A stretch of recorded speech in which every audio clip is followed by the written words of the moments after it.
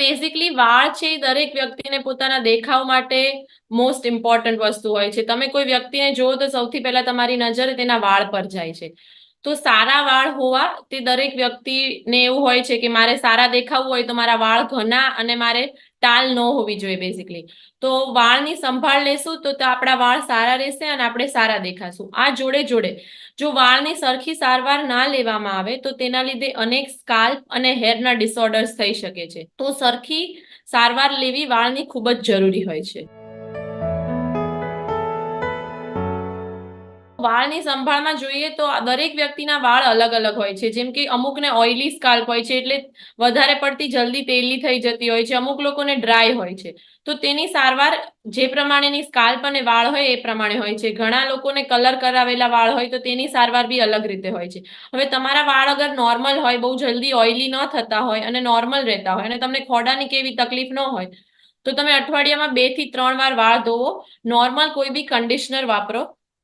તેલ ખાલી નાતા પહેલા 15 થી 20 મિનિટ માટે નાખો. ઓવરનાઇટ ઓઇલિંગ અવોઇડ કરો પોસિબલ હોય તો. પછી તમે વાળ ધોયા પછી બહુ ઘસીને ના લૂછવા, હળવે હાથે લૂછી અને તેને એર ડ્રાય થવા દેવા.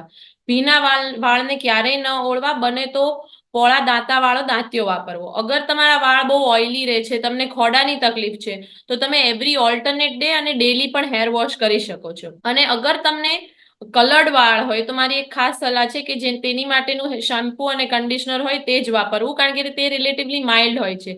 કલર કરેલા વાળ કે કોઈ ટ્રીટમેન્ટ કરેલા વાળ જનરલી થોડા ડેમેજ થયેલા હોય છે. તો તેના માટે તે પ્રમાણે શેમ્પુ અને કન્ડિશનર યુઝ કરવું જરૂરી છે.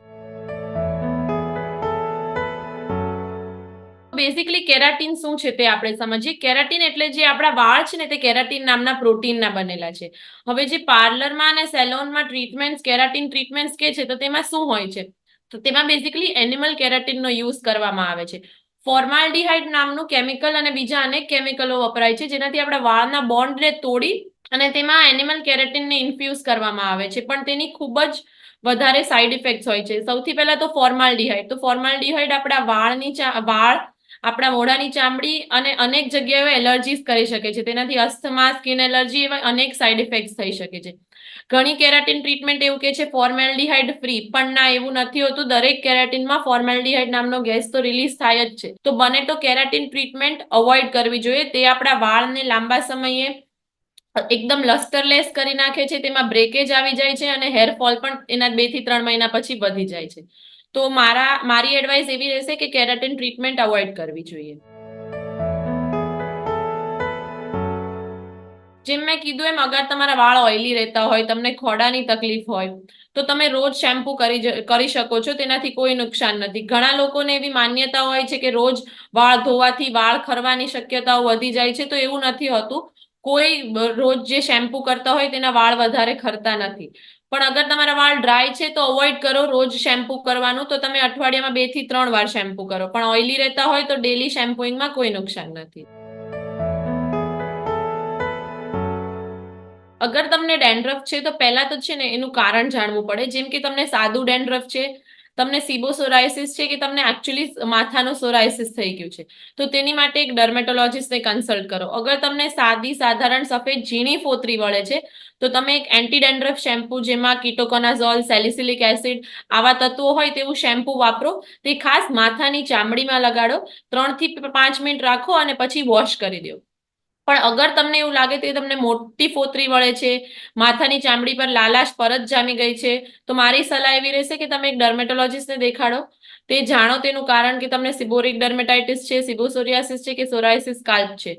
તો આની પ્રોપર સારવાર લેવી જરૂરી છે. અગર સાદો ખોડો હોય તો તમે કોઈ બી એન્ટી ડેન્ડ્રફ શેમ્પુ જેમાં કીટોકોનાઝોલ, સેલિસિલિક એસિડ, ઝિંક પાયરિથોન આવા તત્વો હોય તેવું વાપરો તો તેનાથી તમને સારું રહેશે. પણ આ તમારે 2 થી 3 મહિના વાપરવું પડે, ત્યારે તમને ખોડામાં પ્રોપર સારવાર મળે. સૌથી પહેલા તો વાળ તમે પ્રોપર સમયે ધોવો. બહુ લાંબા સમયનો ગાળો નહીં રાખો.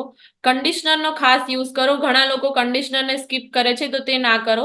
તે બેઝિકલી તમને વાળ વધારવામાં કે એમાં તો મદદરૂપ નહીં થાય, પણ તમારા વાળને લસ્ટ્રસ લાગશે બેઝિકલી, તો સ્મૂધ રાખશે. તે જોડે જોડે બહુ ઘસીને વાળ નહીં લૂછો. માથા પર ટુવાલ બહુ લાંબો સમય બાંધીને નહીં રાખો. તમારા વાળને એર ડ્રાય થવા દો. અગર તમે રેગ્યુલર બેઝિસ પર બ્લો ડ્રાય કે એવું કશું કરાવતા હો તો એક હીટ પ્રોટેક્ટન્ટ ખાસ વાપરો. હીટ પ્રોટેક્ટન્ટ તમે ડેલી બી વાપરી શકો છો. તે તમને યુવી રેડિયેશન એટલે કે તડકામાં થતા ડેમેજથી બી પ્રોટેક્શન આપશે.